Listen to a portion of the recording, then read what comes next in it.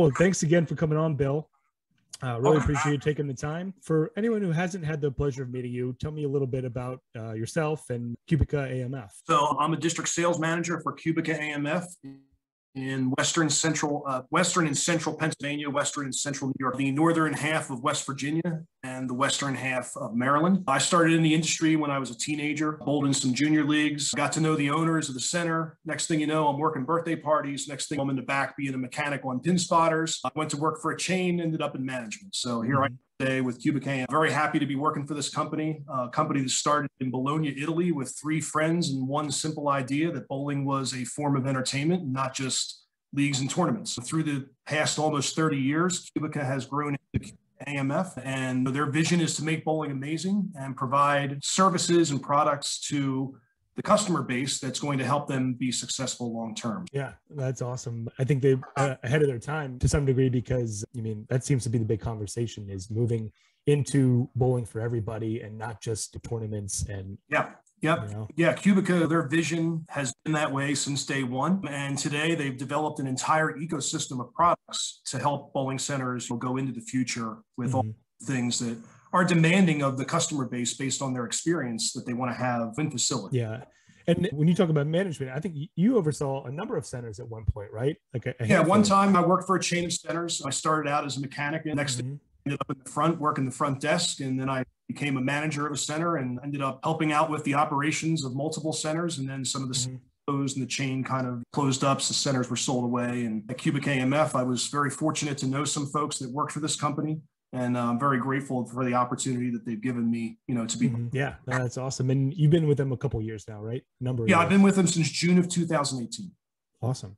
Okay. So that covers a little bit about you and company history. Would love to talk a little bit about what you're seeing, some trends for centers that is working today. Obviously, you cover a pretty big territory. I'm sure you talk to a lot of centers. Tell me a little bit about what's working for them, or maybe some trends you're seeing. I visit about 370 centers in my territory. Wow.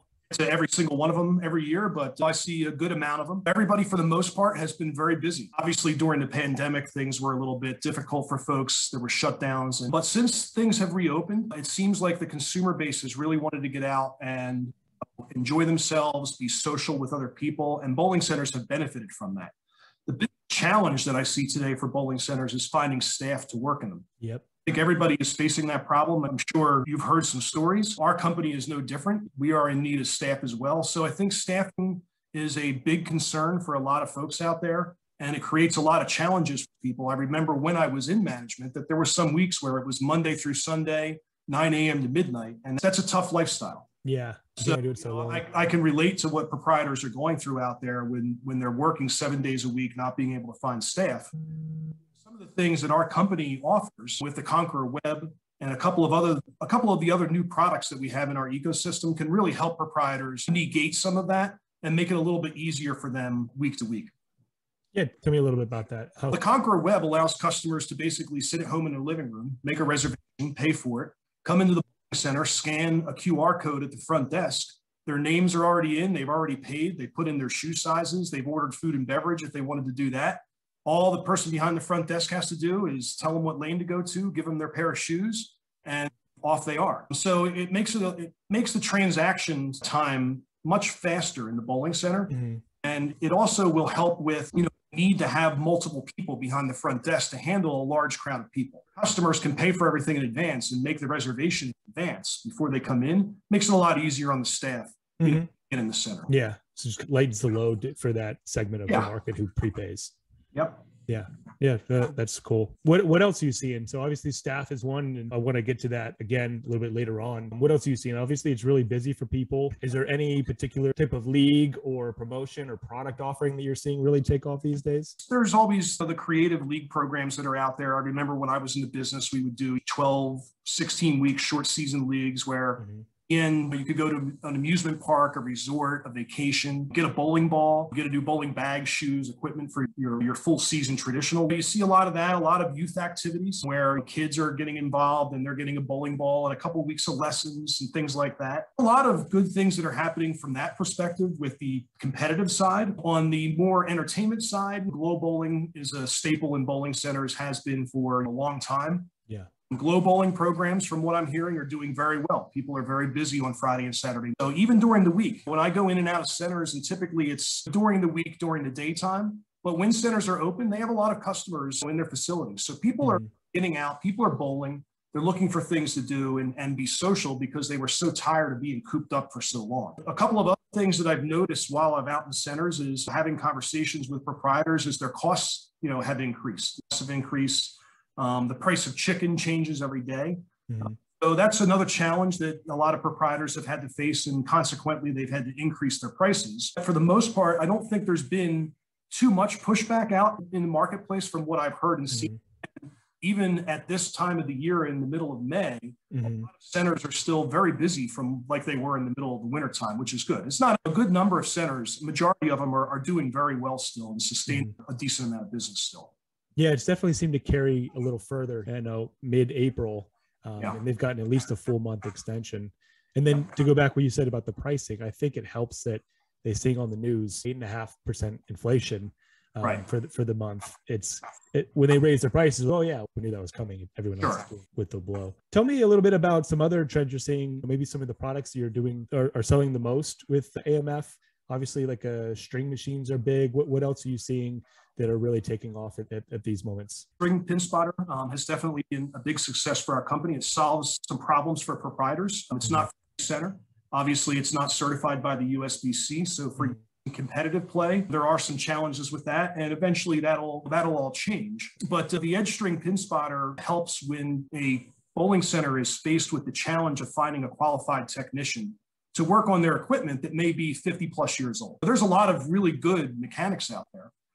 Like I said, I used to do it myself. I could jump back into it if I wanted to, but it's something that I probably want to pursue at this point in my life, just because there are a lot of physical demands, and people do that every day. They will tell you that. All the time, I try to always make sure I go in and talk to the mechanic of every bowling center. And one of the things I always hear is, it's really hard to jump in and out of the pit at my age, and et cetera. The edge string machine solves a problem for proprietors that are looking for an option that does not require the same level of maintenance 50-year-old piece of equipment does today. Doesn't mean that you're going to eliminate your mechanic completely. You still need someone that has a little bit of technical know-how, knows how to follow directions, knows which way to loosen and tighten a bolt. There's still things that have to be done to these machines. After all, they are machines. But it gives proprietors a different choice, whereas they may be forced with a decision to either close their center permanently and no longer have a place for people to bowl, change out the kind of equipment that they have, and put in something that they can sustain longer term. So I've had a couple of experiences with that myself, with customers in my territory where they decided to edge string machines, get rid of their 50-plus-year-old equipment, and they were able to keep their bowling center open. That's not to say that's going to save the industry. Sure. If you can save a couple of centers here or there that aren't going to go away, it's better for the industry on a whole. Absolutely. Yeah. What do you think is the catalyst for the big push? Because if you would have said something about string machines 10 years ago, it'd probably be a different kind of reception. What do you think you think it's the mechanics that pushed it over, or what has gotten people to really take a look at it, or even AMF to really double down on it? Yeah, we took an older design machine, and we recognized that there were some issues that needed to be addressed in the industry. Specifically, not only are there labor advantages to this machine, but there's also electricity savings. Look at an older free fall machine. They have an AMF machine, for example, has 310 volt motors on it.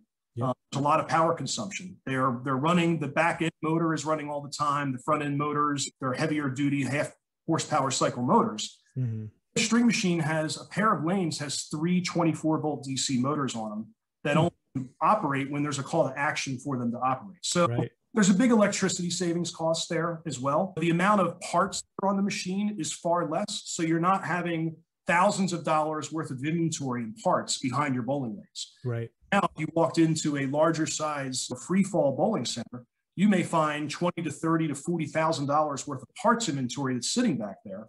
Whereas with an edge string machine, it could fit on a size of a regular dining room table, all the parts that you would need for a larger center. So there's less tools. There's a lot more technology involved in it. We have an app called Tech Wizard, and the Wizard app actually shows you how to repair the machine, time it's going to take to repair the machine. You can enter the notes. You can see the tools that you need to work on it. You can watch videos even on how to fix it. And it notifies you like a text message when you're in the center. You don't need to have someone sitting behind the machines 40 plus hours a week. You can have people in the front of the bowling center doing other jobs to help make the bowling center make more money. Right. So it's really the reason why we redesigned this machine, because we recognized that there was a need in the marketplace for something like this. String machines have been around for 40 plus years. Right. We redesigned it and added some 21st century technology to the product that it is today. And anybody who's watching this is going to be at Bowl Expo. We will have 2 edge string pin spotters set up at Bowl Expo on full length lanes. You'll be able to see them, bowl on them, see how they work, see the Tech Wizard app, all those things that it offers.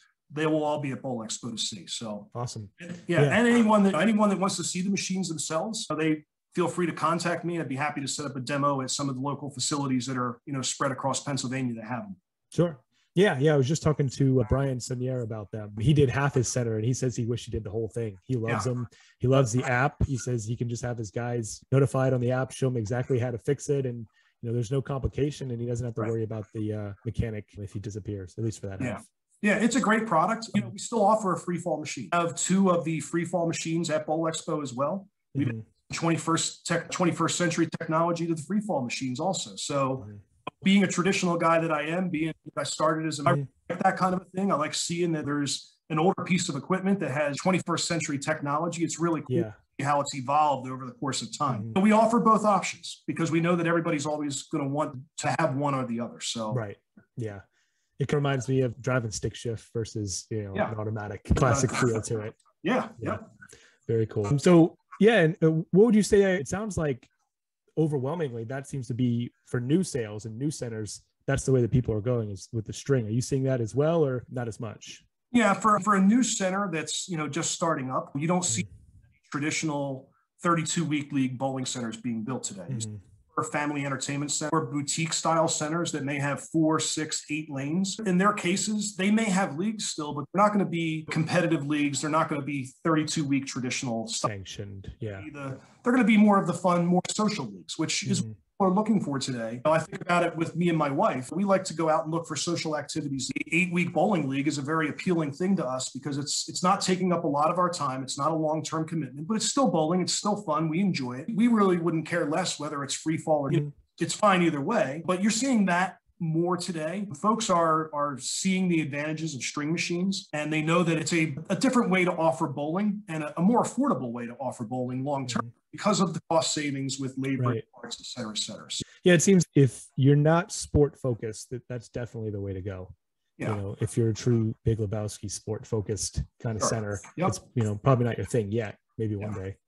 You can be both, but for the centers that are more entertainment oriented, that is the more seems to be the product that people are choosing more. The thing with the string machine is it was designed to be a competitive machine. When you see the machine, I'm sure you've seen it in person yourself. Yes, it's not an arcade game. It's a bowling machine. Yeah, it's pretty sturdy. It's meant to be a competitive bowling machine. And like I said, the USBC is working towards that, and that time will come at some point. So. Yeah, you can definitely tell it's not just something that was flipped out because it was trendy. There's a lot of work going into it behind the scenes. Yeah, it was built. Exactly. So building on that a little bit, what are some other trends or ways you see the industry going, say, the next 3 to 5 years? Tell me a little bit about some projections or conversations of expansion you're seeing, or where do you think we're going to be moving in that next 3 to 5 year range? So a couple of things on that point. I see a lot of younger investors coming into there's a lot of proprietors that are under the age of 40 today. This is something that's happened the last 4 to 8 years. I have a lot of conversations with a lot of proprietors that are younger. And second generation or new? A combination, even third generation in some cases. Right. You see some new people coming into the industry, and maybe they bowled in college or high school and they really enjoyed the activity. They saw it as an investment opportunity. They took a 12-lane center in Commonville, Pennsylvania that needed some work, that had owners that had been there for 30 plus years. And they've seen an opportunity there, and they've made an investment into it, encouraged by that. Yeah. So I've seen a lot of that. Folks that have been in the industry a long time, they're reinvesting in themselves, they're reinvesting in their business, and they're kind of reinventing what they've done over the course of time and changing it a little bit. Whether they're moving a bar around or adding a bar that they never had, changing out a scoring system that may have been there for a very long time to something that's more entertainment based and less league and tournament based. I've seen that. There are some other things that are going to be coming into the market that are going to be very exciting and very helpful that I feel to a lot of bowling center proprietors. Obviously, the Conqueror Web that I spoke about earlier, I think the Conqueror Web is going to be many cases, a game changer for a lot of bowling centers. The next equipment that we're going to be introducing to the market, which we've already had at a couple trade shows, is the Conqueror kiosk. Oh, yeah. Kiosk that'll be in the bowling center where when customers come in, they can either check in with the reservation that they had made online, or they can purchase bowling, food, beverage, shoes, everything right at the kiosk. The kiosk will tell them where to go. They can pay there. They can get a receipt. The only thing they'll have to do is get shoes. And I don't want to give it away, but we'll have a little bit of a surprise on the whole shoe part at Bowl Expo. So stay tuned. If folks are at Bowl Expo, and if they're not there, I'm sure we'll have some information after the fact to share. But we've got a little bit of a neat thing to talk about the whole shoe rental deliveries. So it's exciting. It's something along that line. You'll see it Bowl. You're going to be at Bowl Expo, right? I will. You'll see it Bowl Expo. There's a lot of exciting things that we're going to continue to add to our ecosystem of products. A lot of things like a loyalty program, setting up a campaign program for your database that you have, a mobile app. We're going to have all that kind of technology that's going to really give customers more control over their journey through the bowling business that they're in. So it's going to be very exciting. I see a lot of really neat things that are going to be happening in the next 3 to 5 years to answer that point. Yeah. I'm very excited. I think it's a great time to be in the bowling industry. I think even though we've gone through the pandemic like we have, and we're going through a little bit of a rough patch right now with inflation and gas prices and all, I think that long-term, this is going to be a great industry to be in. So. Yeah, pretty much every one of the clients that we work with is having a record year. At least revenue's up. Maybe costs are up too, but still the revenue is at all-time high right now. People want to be out there. And one other thing you mentioned, the kiosks, are those out now? I remember you guys unveiled them summer. Are those available? I know Brian mentioned he has them at his center, but that's a showcase center. Actually, Brian doesn't have them at his center yet. Oh, he doesn't have them yet. Yeah, he doesn't have them yet, but we're going to be, releasing some more information about them at Bowl Expo at the end of June. And the hope is to have them ready to be able to ship out to centers very soon after that. So cool. I don't have an exact date on it yet, but we want to make sure that the product works correctly before we put it so that folks can use it the way that it's intended to be used. So. Yeah. I know those are highly anticipated, especially with the labor shortage. Nothing sells kiosks like a labor shortage. Yes, exactly. Cool. Anything else you're seeing? Some of the products, maybe some of the industry trends as far as like moving more towards the entertainment side, or what else are you seeing from your customers? The thing that I'm seeing is that customers that are able to find the right balance for their facility of competitive and league versus entertainment and open play. If you can find that right balance, there is a balance to that. And it can change from day to day. One of the challenges of this industry is that it changes so quickly. I mean, sometimes it's hard to keep up with those changes, but the centers that have found a way to balance, they're doing very well. They're very successful. I think that you're going to see continued growth in the entertainment market side of bowling. I don't think that leagues and tournaments will ever go away. I think that we're always going to have that. But if you're able to find the happy medium and find the balance in your facility, you'll be successful long term. And again, working for Qubica AMF, I like to believe that we offer a lot of solutions for customers to help them with that balance. Yeah, absolutely. So the next question I want to ask you, obviously you talked to a lot of centers. You said, 370 some. Yeah. So what's their biggest challenge today? Is it the staffing, or what else is out there? Absolutely. Staffing seems to be the biggest challenge. I would say that 90% of all the people I talk to, that's the main thing that I hear. I think the consumer base, I think, is past everything that happened in the pandemic. So I'm not hearing too much in terms of challenges of all of the different restrictions and rules that you had to follow. There's certain different pockets of the market where that's more prevalent, obviously. Right. But for the most part, staffing is really the biggest concern that's out there today. I don't think that getting people to come into their facility is something where I really hear too much. I can't get people to come in. I have to shut down. I can only be open 2 days a week. I don't really hear that too much. If I can only open a couple days a week because I don't have the manpower to do it. Right. And I want to work 7 days a week. So I hear a lot of that. And I get that. I totally understand that. And it's market specific. It really depends on what part of the state you're in and where you are as all that goes. Some centers have no problem finding. They have plenty of people to work. They don't have to worry about it, but other centers are really struggling with it. And it shows, and you can hear it in conversations, and you can see it in folks' faces when you're talking to them that you're definitely having a rough time with that. Other than that, the supply chain issues obviously that's something that will hopefully stabilize in the next 12 to 18 months. I think we've been able to weather that as best as we can, but every company out there is having issues with supply chain. Yeah. Do you see that as something that's increasing or decreasing? Because it's been honestly a couple months that's been happening. I think it's fluctuating time. It's product A, the next time it's product B, the next time it's product C. There's no consistency in what's going on with it. I see. Yeah, we had some issues with certain products. Now today we don't. But tomorrow may change. It's really those things are out of our control. Yeah, because I was definitely hearing that one a little bit before, a little bit less now, but that could just be, conversations we're having, but maybe, or maybe they're just too busy talking about staffing. Right.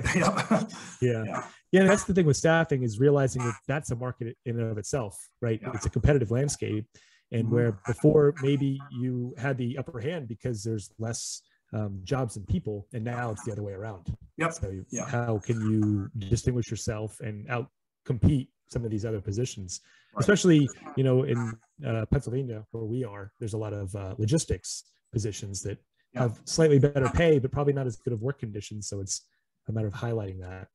Yep. Now, I drive back and forth on the Pennsylvania Turnpike all the time, and I see billboards that are along the Turnpike. And I saw one maybe last week or the week before, advertising a giant distribution center, the supermarket.